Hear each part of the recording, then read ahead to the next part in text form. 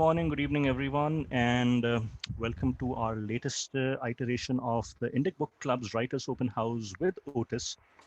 And we have been doing this for about, I think, 6 months or more than 6 months now. And you all know the drill by now. Send in your writing sample, 800 words or so, PDF, Times New Roman, font size 12, double spaced to Otis, at least a few days in advance, and he will take a look at it, mark up his feedback, send it back, send the PDF, the marked up PDF back to you. And when we meet on Sunday, Otis goes through the samples and he shares his feedback in general and specific, and you can ask him questions, and that's the whole purpose. Now, a couple of things before we begin, and I hand this over to Otis. Now, uh, on two separate parts. The first one is on writing samples, and the second one is on reviews. So, with writing samples, I see that there is. So, Otis, the feedback that you provide covers a whole variety of topics and subjects. But one of the things that I keep seeing as a recurring theme is point of view. And I can tell you from my experience, point of view can get terribly, difficult to get right. And I am probably a few decades away from getting it perfect every single time. But nonetheless, one of the ways to improve is to, once you send in a sample, you get the feedback, use this session to ask questions. If you're not clear about something, you can even point out specific lines and paragraphs and say that, why do you think, Otis, the point of view is not right here, or those things. And then see if you want to rewrite that, keeping that feedback in mind, and send the revised piece back, because I don't usually see that happen, which leads me to believe, or question how much of that feedback is actually being put to use. I'm sure some of you, most of you are, but the one very very obvious way of finding out whether you have made use of it and whether you are on the right track is to take that feedback, rewrite a sample where you think it needs correction, send it back, and if Otis says that this is great, and I see a lot of the issues with the first earliest submission addressed, then you're on the right track. So that's one sure way of getting feedback, right? So that's the first thing. And on the second one is on reviews. And I know writing reviews can be difficult.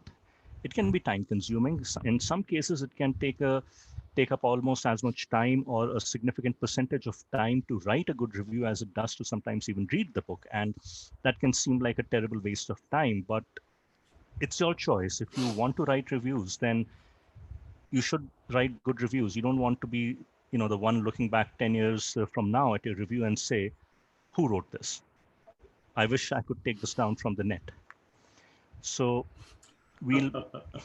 and I know, and I speak from experience. I see some of my earliest reviews on Amazon and I want to take them down, but I don't, because I say, let that be as a hall of shame reminder that, how bad I was. Hopefully I have improved, but that's not the point. I mean, if you are in the habit, hobby, passion, business of writing reviews, then again, realize, understand, accept that it takes time.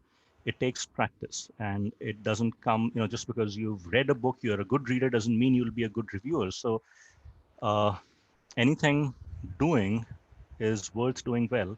And on that piece of sagely worldly advice, Otis, I will turn it over to you. Okay, thank you, Abhinav. I mean, the thing with writing is I've been,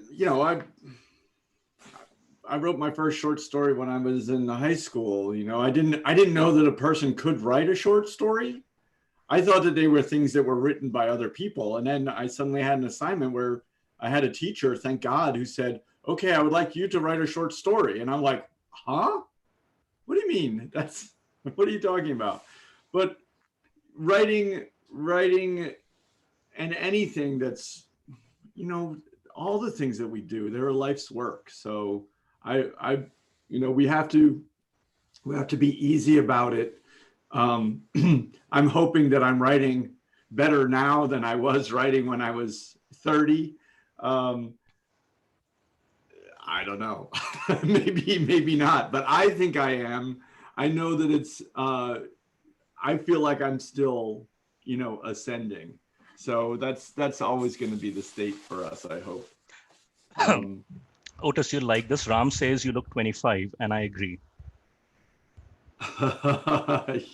yeah, well, that's from being delusional about ascending continually. So that's where it comes from.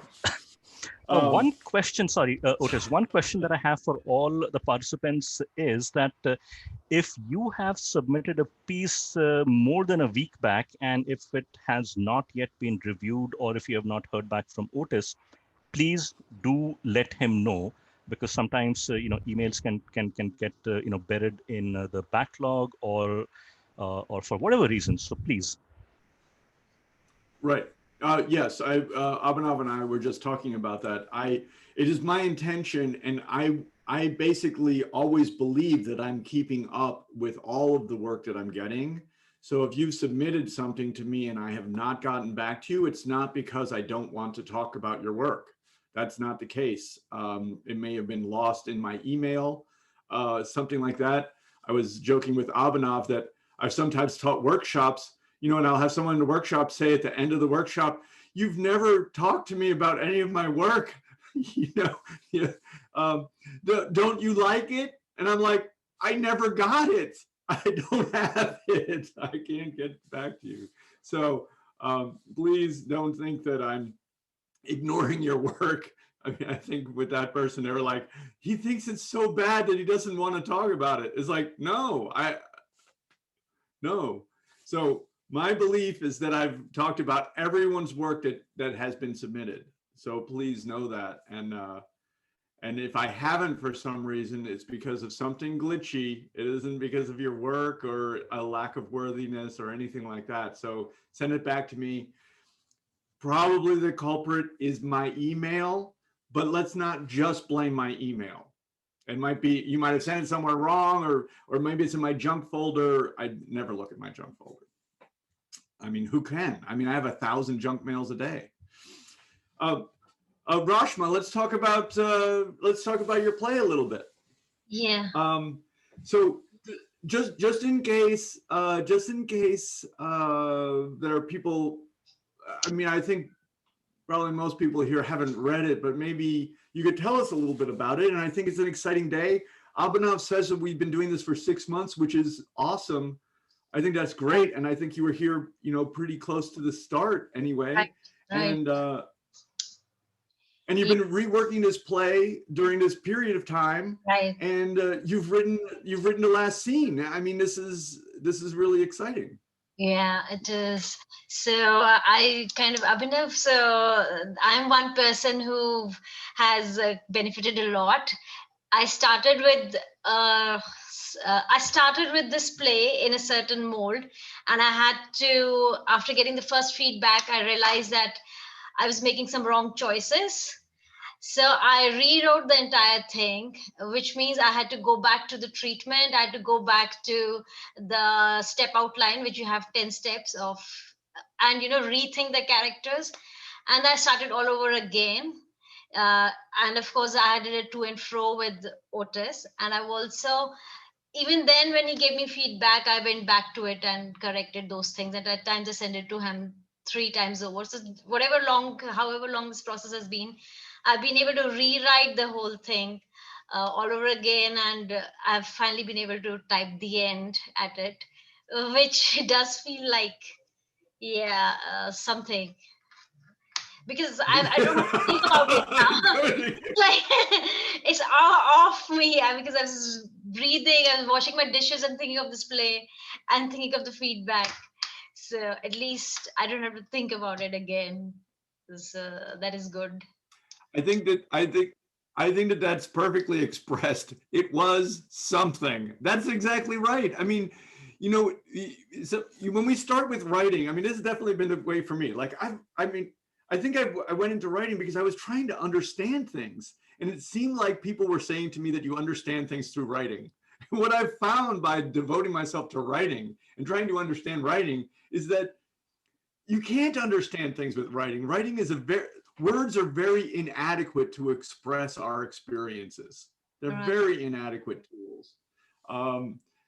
But we try and we struggle, and this is the medium that we've chosen. So we're just working with it. And I think Right. I think that that's well expressed. It's something. It's revelatory. It's over. It's painful. It's, you know, who knows. It's worth it. But Yeah, that, it's worth the process. You know, the whole process, just living with it was good, and being yeah, able to get someone else's third eye looking at. Usually, I worked with theater companies, and we had a literary director looking at it. But it wasn't so intense, and you don't have the luxury of going back and writing, and you have strict timelines when you work with a theater company. But here I had yeah. those 6 months to let it grow and gestate. So, Hmm. and you've been very kind, been pointing out, even the smallest of mistakes. So that really helps with that.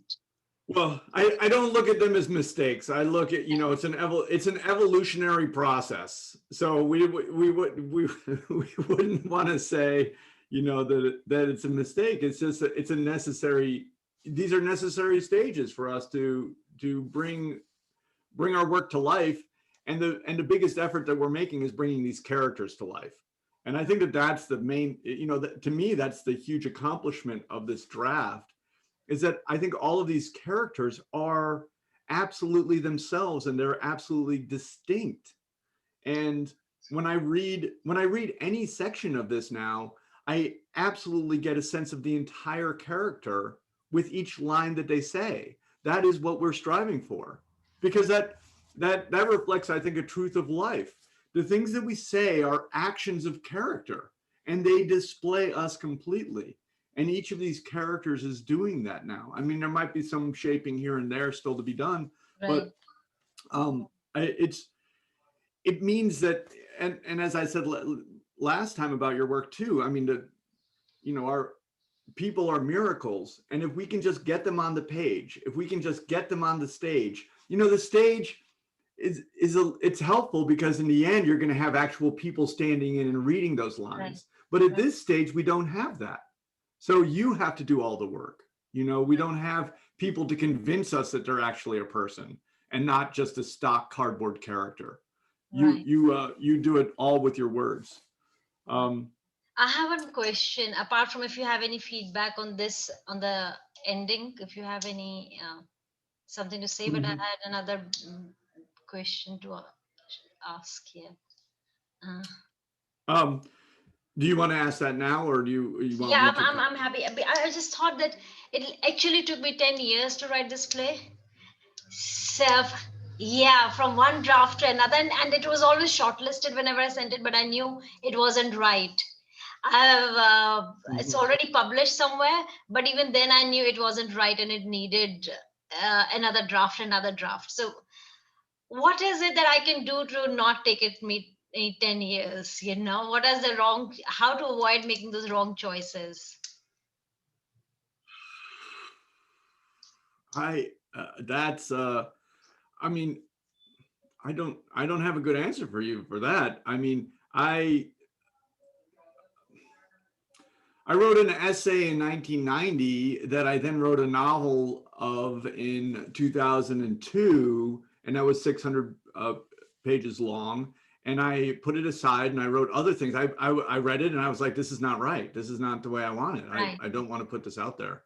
And so I put it away, and I basically put it away. Maybe I picked it up a couple times, but I didn't do a major revision on it until 2014. Mhm. So I had to put it away for that long. And then in 2014, I looked at it, I was like, that's not right. And I put it away until like 6 months ago, and I opened it up again. So it just doesn't, you know, and then in the meantime, I've been writing other things and publishing some of those other things and posting some of those other things.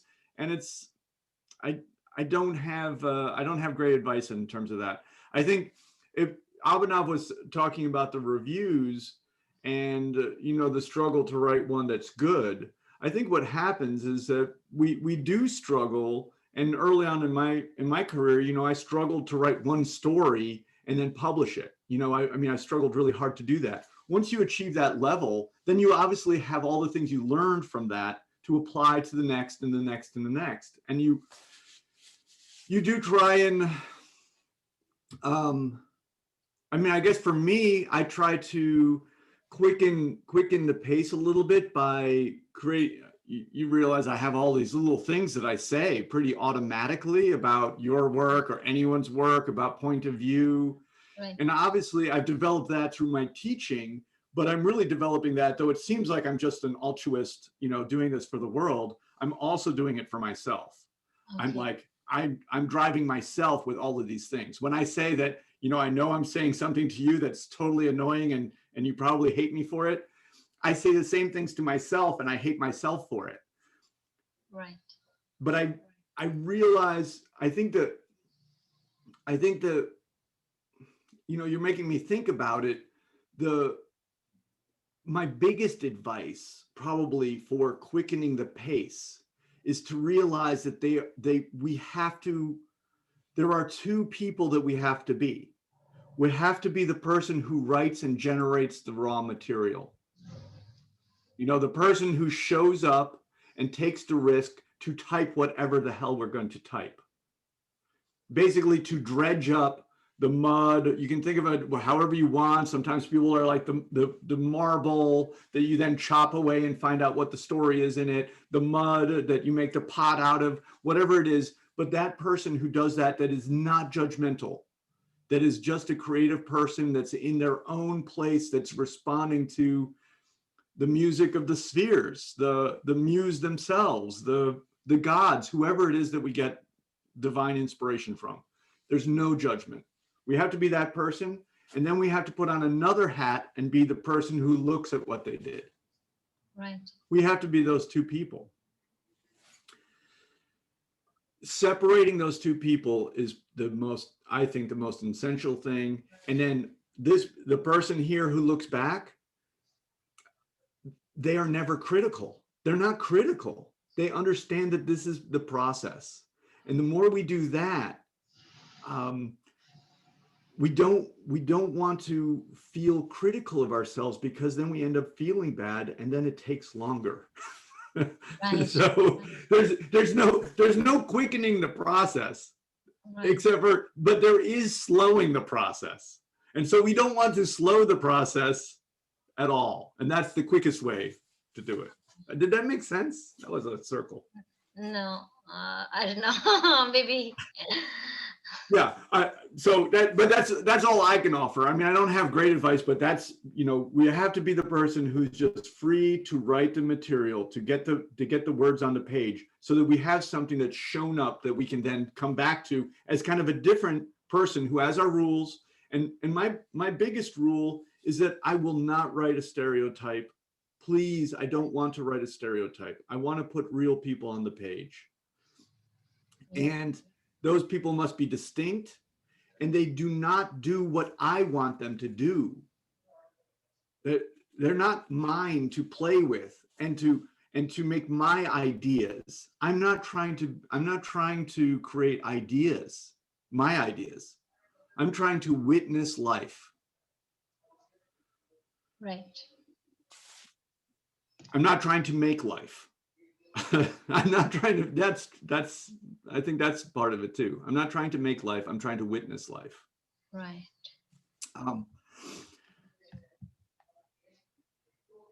Well, I think this is exciting, and I can see this play on the stage, and yeah. I think that the work, once you get this play into the hands of actors and with the director, is going to be really interesting, and it's going to further deepen this play. Yeah. And I mean, I'm jealous that you're going to be able to be there and experience that. I mean, when you start to have a dialogue with these actors, when they're thinking about these characters, that's going to be incredible for you. Yeah, they bring so much to the characters. I can't even fathom, what they can do. Right. A good actor can do with the character. It's just, they just blow it up. It's great. It's just fantastic. Right. Because, and of course it makes sense, right? Because you're one person bifurcating yourself into, 6 people. So Right. that's 1/6 of you. I mean, that's 1/6 of your energy. An actor takes 100% of them and puts it just into that person. So Right. of course it's like, right. Right. I love that collaboration and that understanding. But I also really, when this comes out, I know that I'm going to get my tickets. Yes. Okay, for it, Yes. You're because gonna I get will your be tickets. seeing it. Yes. And So acknowledgement. Yes. I'm not worried, but I want to come and see it because I can already see it on the stage. I mean, it's so cool to be able to see it on the stage from your script. And that's also exactly what you want. You Right. want, I mean, the script in the end, I've learned this over time, and you probably know this yourself. Really, you're writing the script to inspire the director. You're writing the script to inspire the actors. I mean, that's what our words end up doing. We're not writing the totality of the work because if you're a playwright, you're working with all these other people. Right. But that's also, I want to reduce from that a comment for everybody else is that when we're a writer, let's say we're writing a novel or a story, we're also collaborating with the reader. That's what we're doing. We're trying to put words on the page that inspire, right? We put the words on the page that inspire the imagination, right? And you've done this here, Rashma, is you put words on the page that inspire the director's vision. You put words on the page that inspire the actor's, sense of humanity and their artistic drive. So this is absolutely what we're doing in any of our works. We are trying to put words on the page because words don't do anything themselves. Words are empty symbols, right? They don't do anything. They only do something in the person who's reading them, and that is a collaboration. Right. I think that the issue here is, so in this rendition of the play, we're coming up to Baldev, and so this is something that I've seen a lot, and I think that you've arrived at an ending, and now you just have to make sure you earn it, that Right. you've really earned it. And it really comes, I'm not sure that I would have played it the way that you did. I probably would have, the way I think of it is, to get a character to change, we basically, the story arc drives them into essentially the valley of death, right? So they try and fail, they try and fail, they try and fail, they try and fail, they try and fail. That's the main movement of story. Right. Until they go to a place where they have the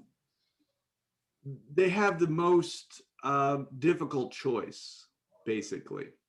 That they will lose everything. I mean, symbolically lose their life, right? If they continue on the same path, they lose everything, or they make a choice to change. That is so as I make the shape that goes down here into the valley of death, that's also the thing that's the climax of the story, basically. That choice between essentially not changing and dying as you are, or changing and dying and your previous self dying, right? Because that's what change is at this level, right? So that's the story choice, is that it's actually a choice between death and death. Right. Because the idea of the phoenix, right? The phoenix, we like to talk about the phoenix rising from the flame, but we often forget what that really means. What it means is that the phoenix before the flames died. Right? So making the moment of that choice really clear is important, I think, because that's really what the whole story is leading up to. The whole story, it's sort of like a sedimentary rock. I mean, if we're thinking of Baldev here as the person who's changing, more and more pressure is being put on him, and it's really a question of how does he want to go out? How does he want to leave this life? who does he want to be? Is he going to reject his family, or is he going to reject the society that he functions in and has kind of been subservient to his entire life? Right. So you just have to make sure that you get to that moment in a way that is perceivable for the audience. Okay. And they Right. and this is really the great, all along the way, right? We have this thing about anticipation and surprise, right? Anticipation and surprise. But Right. this is the big one. This is the big kahuna, right? Because this is the climax. This is the moment of truth, right? So this is the thing that everyone is expecting to Right. have happen, but they don't know what's going to happen next. And in a sense, I think the best way to arrive at it is, a lot of ways the way you have. We do all the building process and we don't know what's going to happen next either, but we have to keep the pressure on ourselves too. This is the moment that we're essentially, the emotional moment that we're catalyzing is right here. Right. And then, so I would probably, so in this section, let's see. So right here, like it's, so with Raj, I love, it's subtle, it's probably too subtle for like a goon like me, right? I'll add points to the family metrics for Simran. I like what's going on here very much. All of this, even, that's a true gentleman, Baldev says, it might have a little tone of irony to it. Thank you. Raj says he's completely oblivious. I'll add points to the family metric for Simran. Don't bother. But now he says, don't bother with the points. And this is the huge shift to me as I'm reading it right now. Right. And I'm not sure exactly what precipitates it. Right. So I would just try and think about that, but this is right. The dialogue, yes. This is, you've done all the work to get to this. So this is the one to really make sure you pace right. And I think it's, yeah, I have to I think it's there. Yeah, I have to land it strongly. That moment. What's that? I said that moment has to land stronger. Yeah. It's not landing. It's landing too soft right now. That moment with. I guess that would be one. Yeah. Right. That would be one way to say it. Like, and the other thing is, maybe it's not. One way to think about it is, I just come back to this idea of choice. I mean, I've had this on my mind for such a long time, and this is something that guides me. That there is another kind of story which I call a metamorphosis story, which I'm just taking from the Kafka, right? Metamorphosis is basically, it starts here and the character just goes boom, like that. There are a lot of stories like that, and I don't think that that's what we're supposed to do. I think what we're supposed to do as storytellers is we give our character a chance, right? We can't make life better. We don't make life better. We don't make it so, but we give them a chance, right? And that's that choice. And so when we're thinking of a choice, we need to think about it's between two things, right? So those two things have to be on the page. Right. Right. And in a sense, you could say, well, the reason that this is soft, right? I'm just being a mathematician, I guess, right? I'm just doing the math on it, the equation. There isn't two things on the page because he doesn't really have a choice here. Right? It's not a true choice because he's basically, as we like to say in the writing world, he's SOL, right? Shit out of luck. Okay. So the shit out of luck is not a choice. Okay. So we got to see what his choice is. And yeah, it's a really subtle point. Maybe we can talk about it some more too. It's a really subtle point. I mean, I think it gets to something deeply important for us to look at as writers, because most of the time, I'm going to just talk about human beings as opposed to writers, but most of the time, the majority of the time, human beings don't look at the things that they do as choices. And what we do in a story is we look at the most difficult thing as a choice.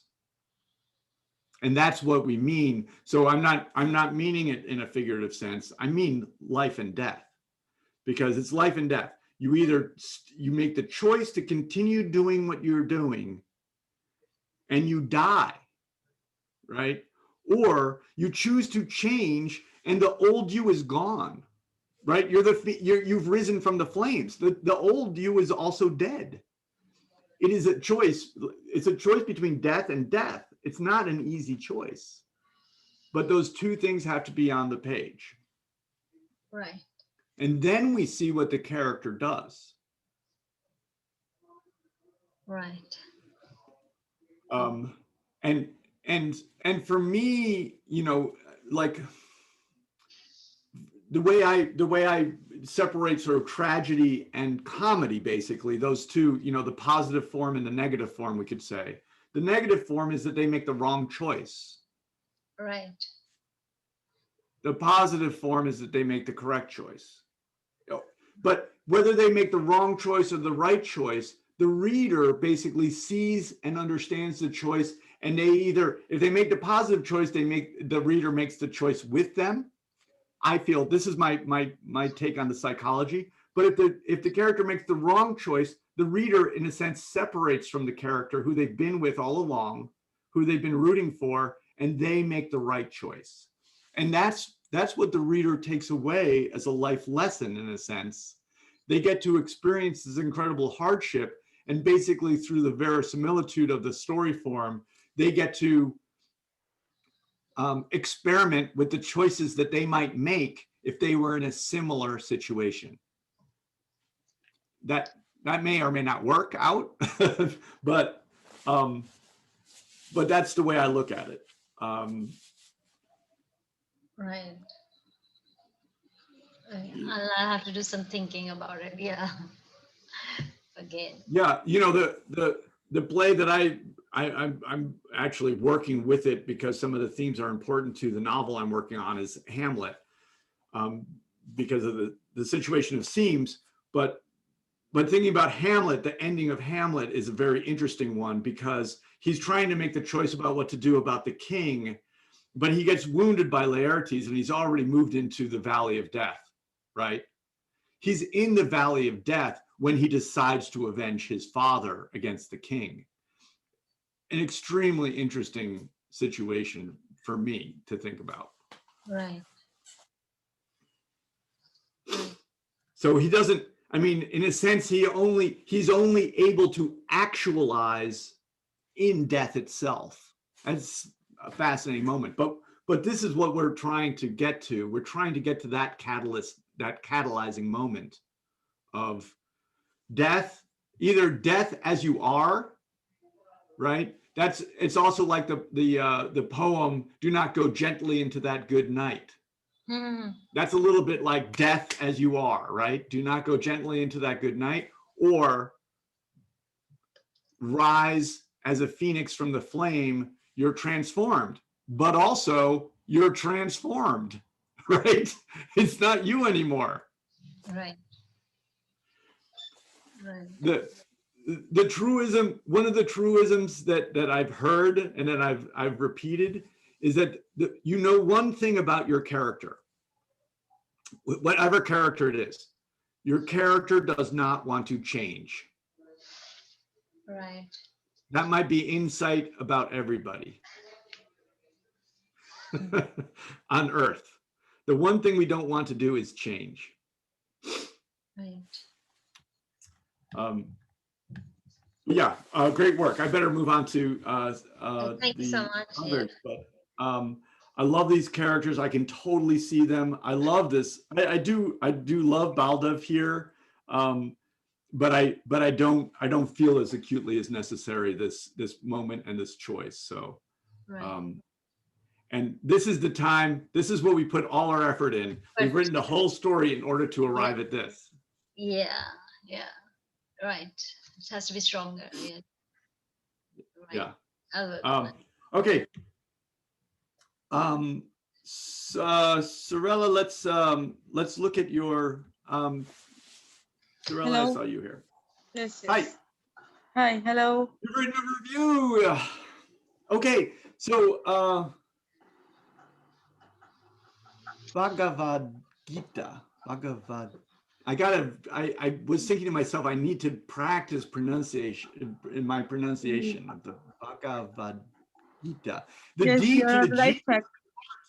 The In Bhagavad G, Gita, I mean, the author itself has given us a way to tell it, because it is not Bhagavad Gita as an author has written. He has corrected in the introduction saying Bhagavad Gita or Bhagavad Gita together actually.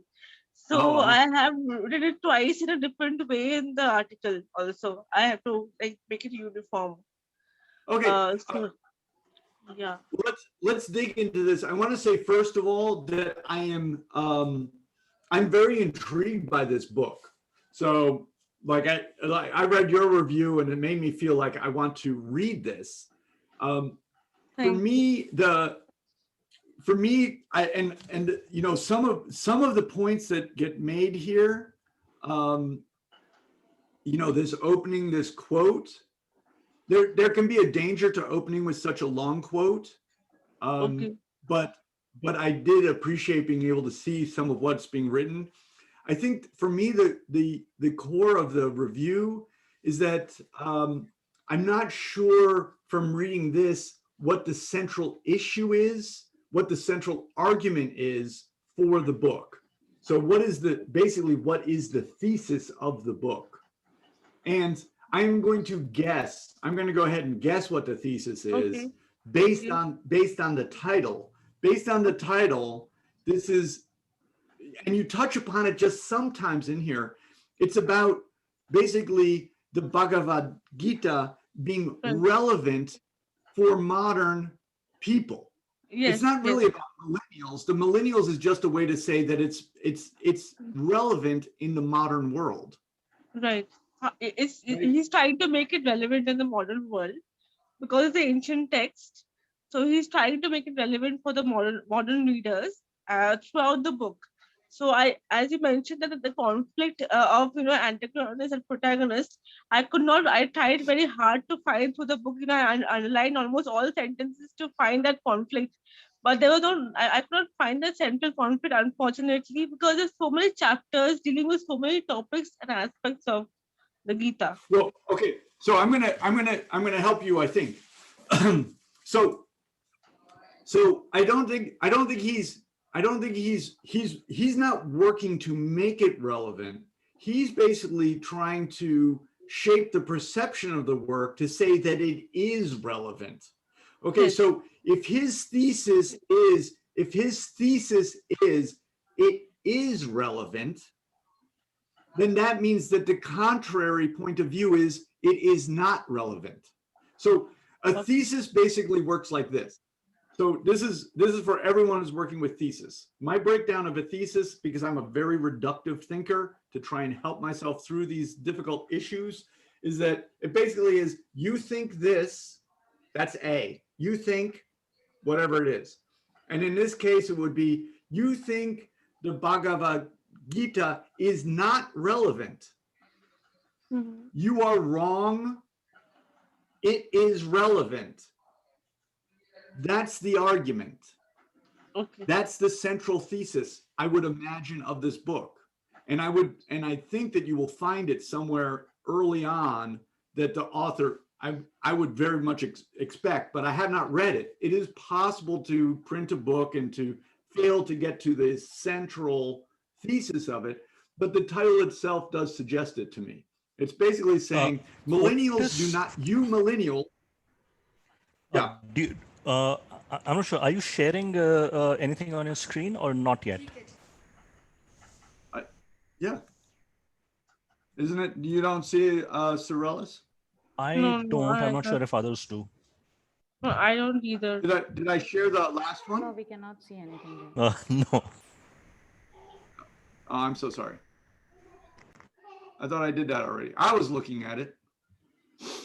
Okay, so that means that actually, Rashma, we were looking at your work too. Sorry, yeah, at least I was. Right. I apologize. Thank you, Abhinav.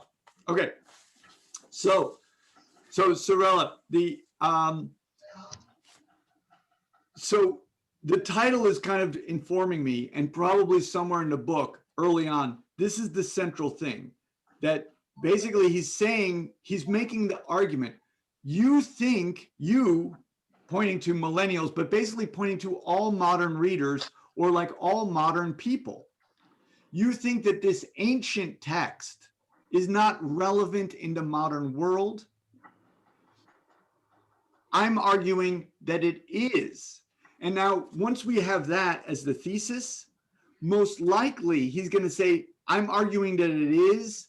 And then he's going to say, then the clever argument, a well-formed argument is, you think that it doesn't respond to your modern life. It does. You think it doesn't do this. It does. You think it doesn't do this. It does. You think it doesn't have a place in your life now. It does.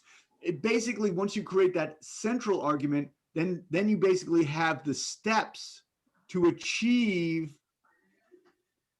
your argument, where you're basically presenting one side, then the other, one side and then the other. And ideally, you're not doing that just you're not just presenting one side, because if you're only presenting your side of the argument, then that's not a thesis, it's a polemic. A polemic is just an argument. I'm just going to tell you what I think. Okay. That, if it is a polemic, as a reviewer, I would say so. I don't know whether it is or not. I feel that it is not, probably, and you can usually find the argument somewhere in there. But this is the thing that needs to probably come out to the forefront, because this is, if his central argument is that the Gita is relevant for modern audiences, and again, I'm saying he's using millennial to mean that. It's this ancient text is relevant in the modern world. I'm going to tell you how. Once we know that, then we say, okay, that's the forest, right? Now we're going to look at these trees that make that argument. Okay. And we don't have to do it thoroughly, because the book is going to do it thoroughly. But we want to present the I'll call it the essential argument of the book. Right. What happens a little bit in this review is that you're writing about different things. I think things that interested you personally.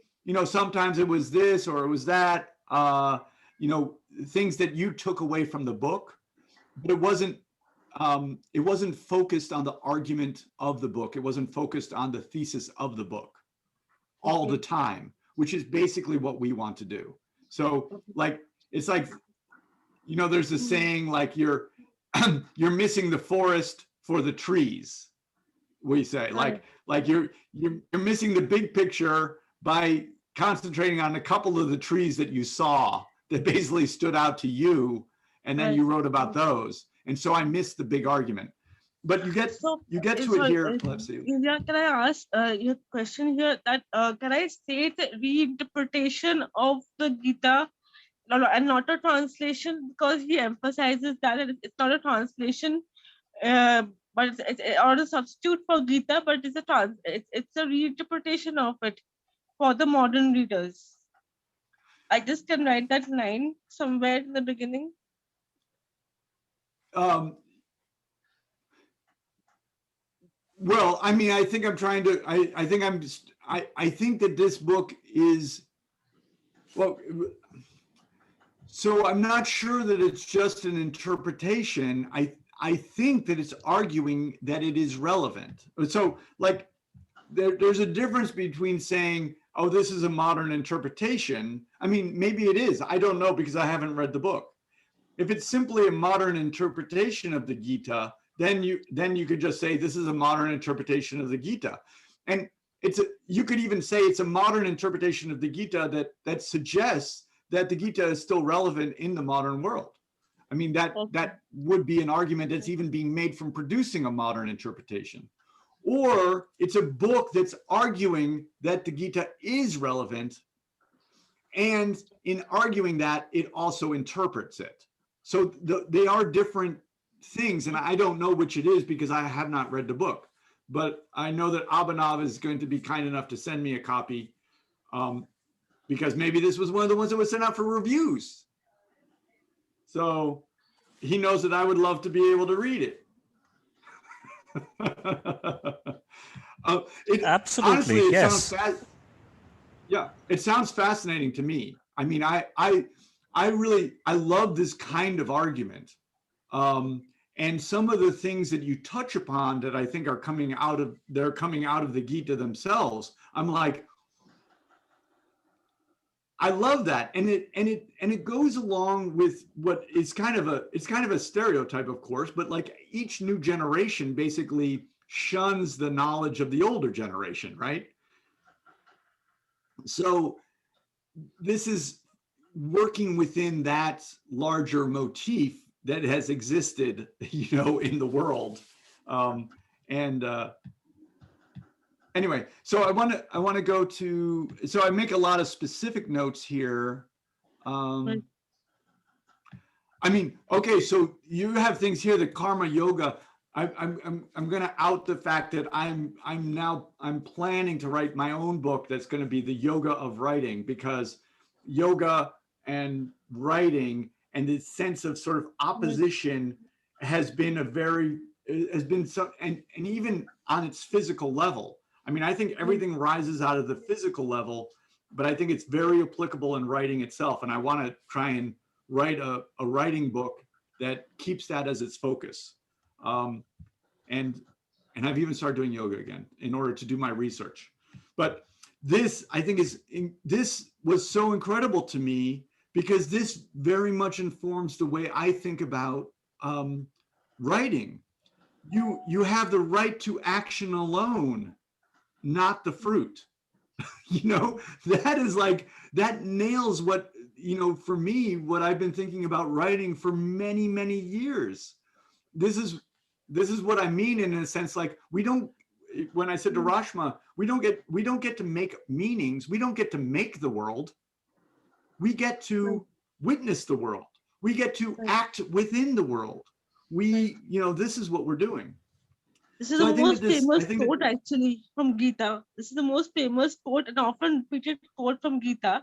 And he's trying to say that this quote, people think that this is the Gita only. But no, it is not like that. It is more than what it appears to be actually.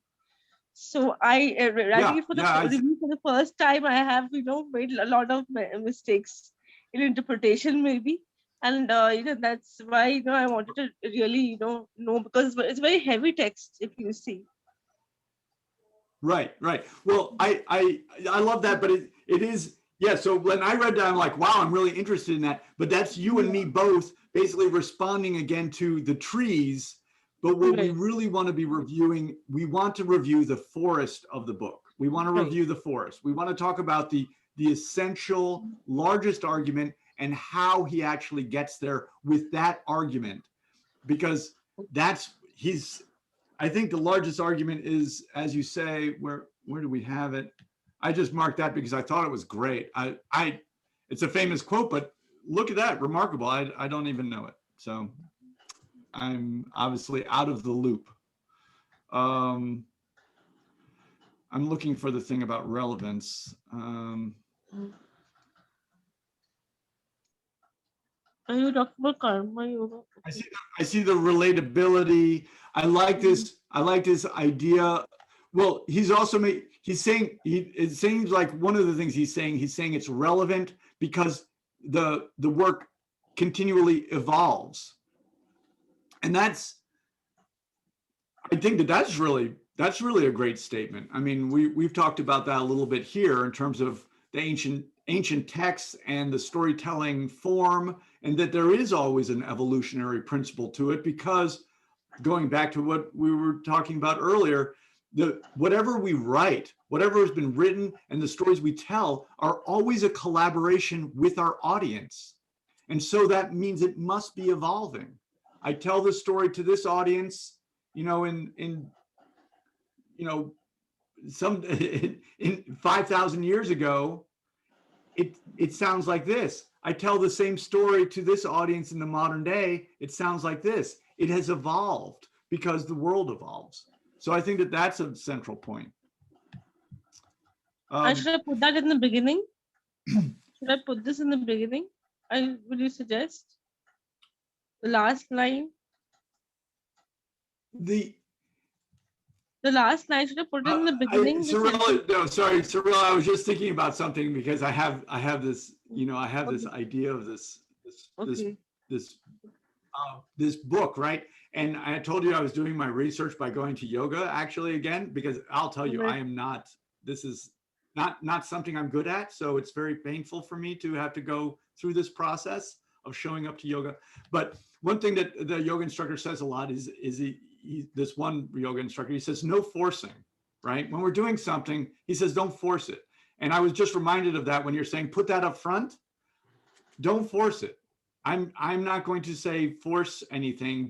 It's not a question of you just following my directions.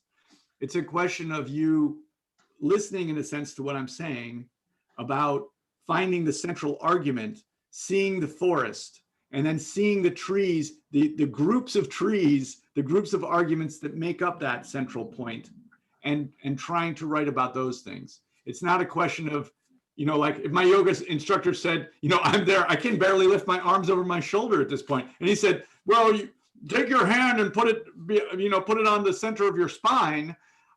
And then he came over and grabbed my hand and did it. That would not help me. Okay. So I'm trying to encourage you to move away a little bit from just the things that interest you to trying to see what the author is intending with the entire work and seeing how he gets there. One of the big places to find that in any book is the table of contents. But the introduction will almost certainly have the thesis statement stated, so you should read that carefully and really try to understand it. So it's not a question of reading. When we read a book, if we're doing a review, we're not just we don't want to just read it to write our review, right? We don't want to just read it in order to have the outcome of the review.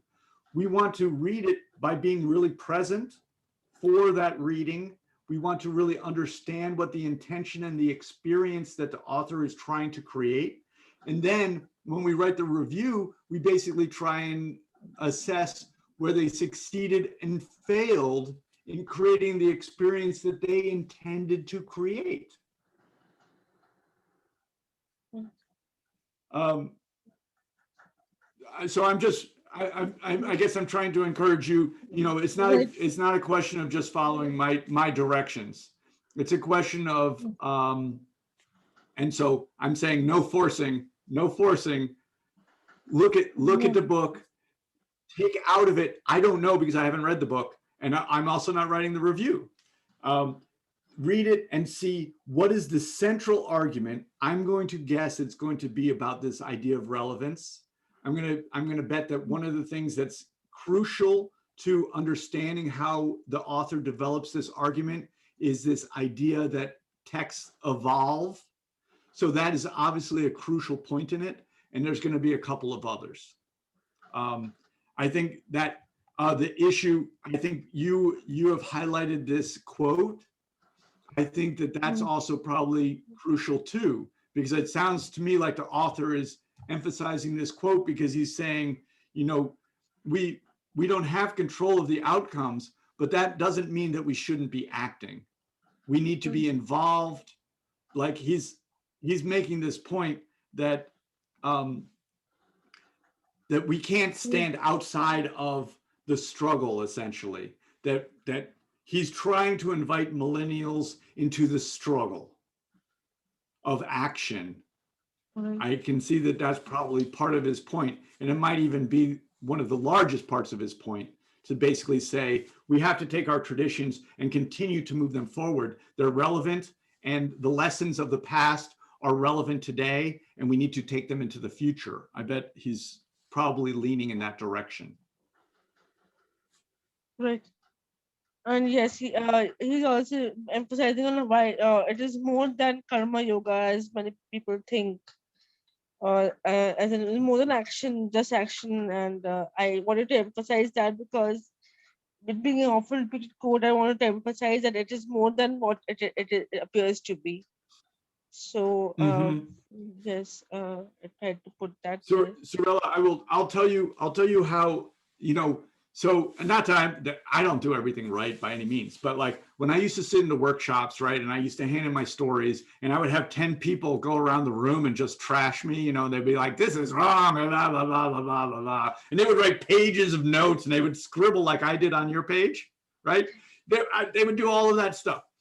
And I'd be like, okay, I sat through it, right? Afterwards, I would stack up all the pages, I would take them, and I would throw them in the trash can. Because I don't need those. I need to be able to take things in and then write my own work. I'm just trying to say, we don't write by committee. We don't write, no one else can make our hands type. We have to I would really like to see you come back to this review, because I can tell that it's so important to you, and I would like to see it again, and just think again to yourself that you're going to be reductive. It's not about your personal experience, because you're a very knowledgeable person. You know the Gita already, and you know the traditions. No, I just read this one. I not read Gita. I just read this book actually. Oh, okay. Oh, well, now you're going to start. You're the millennial that they're talking about. So you're the audience for this. So that's great. So, but think of me also as that person who's outside of the tradition, who's maybe rejecting this as being relevant to my life, and then make someone like me the audience, like you're the audience. And I would love to see this review again. And then I'm also going to look forward to reading the book after Amanal sends it. Definitely. Thank you so much. It's great work. I can see that you're really involved with the work, and that's also why you're getting involved in these trees. And now I'm asking you to come out as the reviewer and the writer to be a little bit more distant from it and say, I see, this is the intention. You obviously had an intense experience with the book. Now you have to rise out a little bit and be the writer. Sure.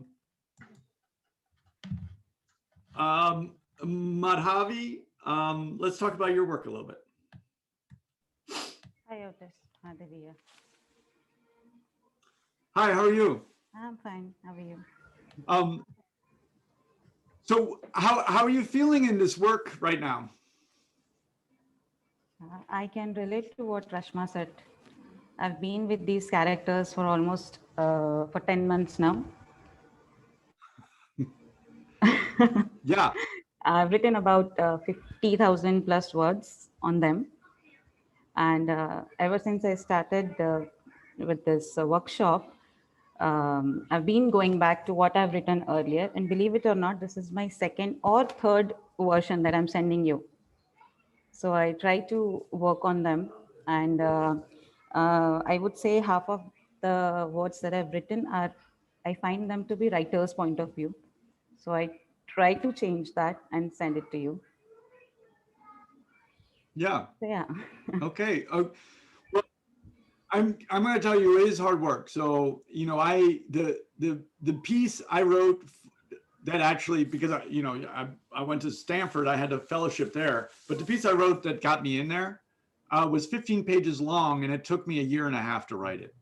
So, I mean, I can't even tell you how many pages I wrote. I mean, True. I've wrote. I mean, I'm telling you that I've wrote 50,000 odd words, but I'm nowhere near completion. I've just given them their first jolt. So I'm only 1/3 into the story. I don't know how many more words are going to come out.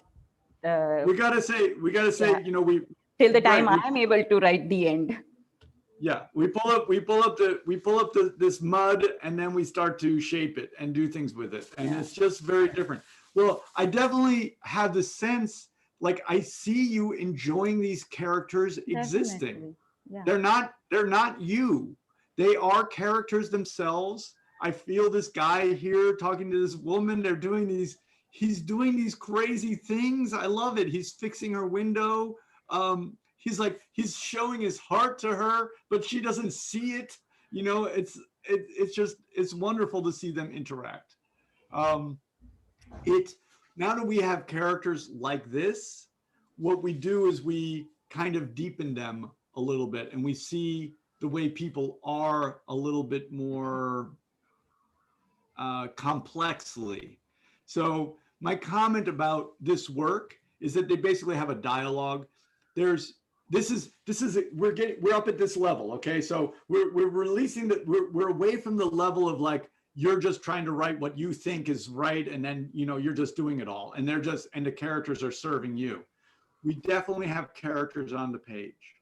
Yeah. Now we want to try and deepen them and see them even more so. And one of the ways we do that is we think about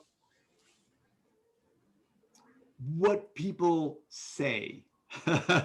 So the way I look at it is a little bit complex, but we're going to kind of get involved in what dialogue is. So there's two things that sort of guide me with dialogue. One is David Mamet, I've quoted before.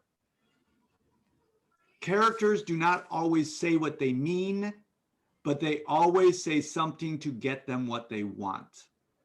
Yeah. So what that means is that we're not as direct as we think we are. We might not know that ourselves, like we might not know.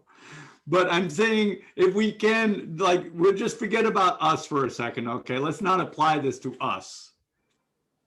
Let's please not apply it to other people we have relationships with, because that's not going to work out either. But let's just think about it in regard to character. What it comes down to is that characters, this is what I think. Characters are always doing something to get them what they want. They're trying to make the world the way they want it. And dialogue, like any other action, like your character repairing the window, what we say is also an action. So it's not like we're doing stuff that's representing us. It's like, oh, I work hard, I'm banging, and then I say this, and this is just somehow elevated truth that I'm just speaking. It's still an action to make the world what I want and to get what I want from that world, which means that there's a subtext. There's something that's not on the page. I say something, but also there's a feeling that I'm trying to get what I want from that. Does that make sense? That's a subtext. Yeah. It's sort of like when I walk into the house, okay? So I do a lot of the cooking, I do a lot of the cleaning, I want to just be a writer. I just want to, live in my fantasy worlds all the time. I'll go in and I'll say to Zandi, I'll be like, hey Zan, do you like all those dishes in the sink? Does that make you feel good? I'll say that, right? I'm trying to get her to do the dishes, right? I'm trying to get her to do something else so I don't have to do it, so I can go and write. Does that make sense? I'm saying something to get what I want. So I want these characters to do a little bit more of that. Right now, they're in writing, usually the movies, they talk about being on the nose. So I sometimes just put that as OTN. On the nose means they're saying exactly what they think. They're saying exactly what's true. They're saying exactly who they are. And in dialogue, that doesn't work because the dialogue ends up being one-dimensional. And dialogue is not as rich as description and concrete nouns. It's just sound. So we want it to be more complex. This is a very high level of discussion that's possible because you have characters on the page. So we have characters on the page. The first thing to do, first we write us, right? We just put the morass, it's just us, us, us. Then we rise up from that, we actually have characters. And now we look at those characters that are here and we say, now we have to make them real human beings. And that's up here. So So Otis, that's the next stage. a question here. So I get your point that, Yeah. characters don't always say what they mean, but they say what they have to, as you said, to quote David Mamet.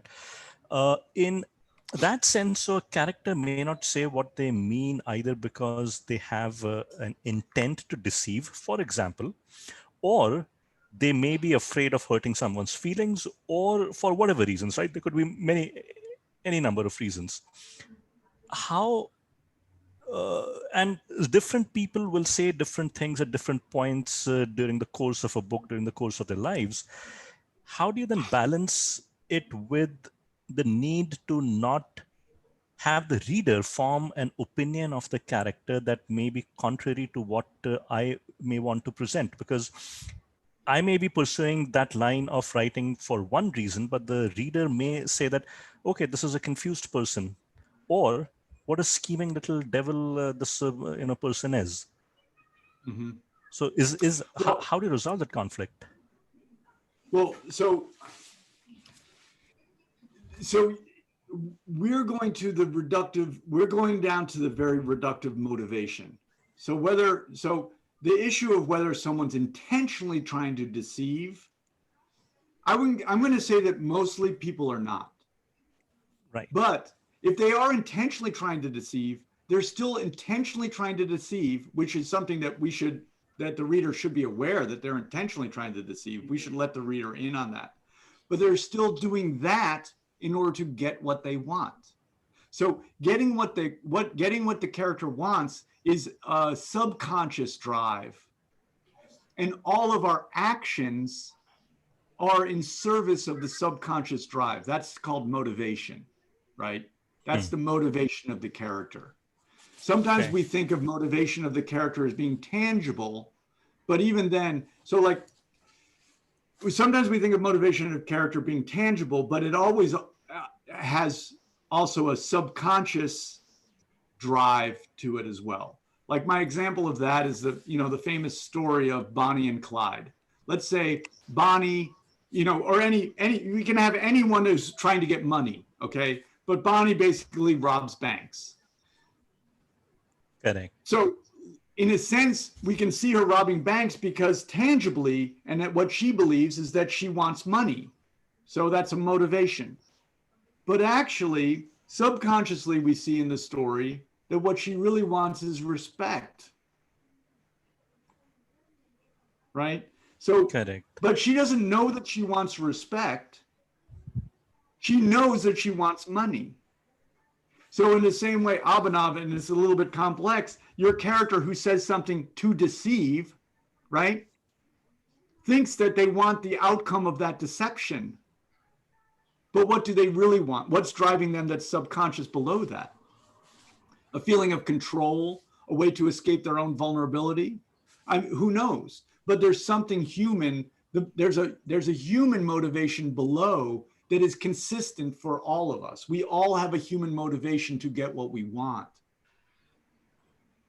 And then we have different ways in which we try to do it. These characters here are not deceptive characters.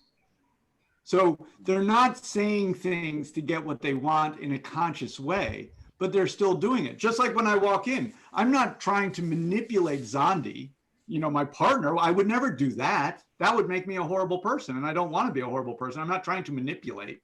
But I walk in, I'm like, geez, there's a lot of dishes, right? Why am I saying that? Right? Why do I say it out loud? That's an action to get what I want. I'm not trying to be a jerk. I am a jerk, from an objective standpoint, but I'm not trying to be one. Correct. Yeah, I mean, So- it's like no person who's bad, a criminal, a thief, or whatever, goes around with this monologue in his head or says dialogue like, "I'm a bad person. I'm a bad person." I mean, no one says that. Pretty much no, they don't. They don't. Would be good if they did, They, but anyway. Particularly yeah, talking it might be about, good. Like maybe I should remove myself from society because I seem to be antisocial. Exactly. I wouldn't be here today if people did that very easily. Yeah, so we're just so this issue it's worth really thinking about for all of us as writers. Okay, and I'm going to tell you something from my teaching, and it has taken me a long time. Okay, this did not come to me easily. I was writing probably. I remember I told you I wrote that story when I was in high school. Well, I probably wrote from that time until definitely at least some point in my graduate career, right? Characters, protagonists who didn't want anything. Because I thought, when I thought of myself and I thought of other people, I thought I didn't really want anything. I was just, going around doing, I don't really want stuff. And I sort of learned that I didn't want stuff because if I wanted stuff, then it seemed that the response was, you're not going to get it. And da da da da. So I stopped thinking that way. I need time. No, yeah. What's that? I don't know. Maybe. That was Zandi trying to get what she wants by saying something to me. But she was telling me I could do yoga in a couple minutes. So it was very nice. She wants me to take care of myself so that I can do more dishes, no doubt. Anyway, but this issue of thinking about what characters want, it is something that I've found that we as writers resist because we also resist acknowledging in ourselves that we want things and that we do things to get them. We don't like to think that way. We like to think, oh no, I'm so, because we think that what being good is to not want anything. And I don't believe that that's true. So I have experienced a lot of writers and in myself that we do not write characters who are motivated. But I'm going to say that it's extremely important to motivate your characters. And the more tangibly you motivate them, so like to motivate them with something tangible like Bonnie, who wants money, right? That's extremely good because there's something very tangible that the reader can see that they either get it or they don't, which is the driving force of a story. But I will say that always, no matter what they want tangibly, they also want something else subconsciously. They want a drive. So the tangible is very specific, right? Bonnie wants money, very specific thing. But the human universal drive is actually universal. It is universal and it's non-specific. It's human. Does that make sense at all? So when we think of these two characters, Madhavi, that you have here, we want to think of both of them. And this is getting to the deepest part of how we write dialogue. We have to think about what they want, and then we have to think about what they say, right? Because they're saying something to get what they want. And if we don't have that motivation clear, then we do not know why they're saying stuff. Then they're just saying it. And no one, according to me anyway, is just saying something. That is basically going, you have characters on a page, and that is taking those characters and putting them through the roof into like the realm of real human beings. And once we have those real human beings, as I've said to Rashma many times and to all of you, people are miracles. This is what we work with in stories. This is what we want to work with, real human beings. And when we have that, we get everything else we want.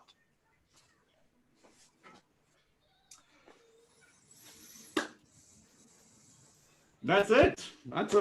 That's a wrap. But Madhavi, I'll just say that's a striving. We strive to do that. I strive to do that. I mean, I still strive to do that. I've made that my driving thing, you know, my driving force with characters. That is going back to Rashma. She said, how do I make it quicker? This little thing that we just talked about, this is the thing. The kernel we take and we put in the beginning and we try to do it. We don't do it. We don't accomplish it. We try to accomplish it. It is not easy, but it is the deepest, most profound work we do. And when we do it, we also get the most back from it.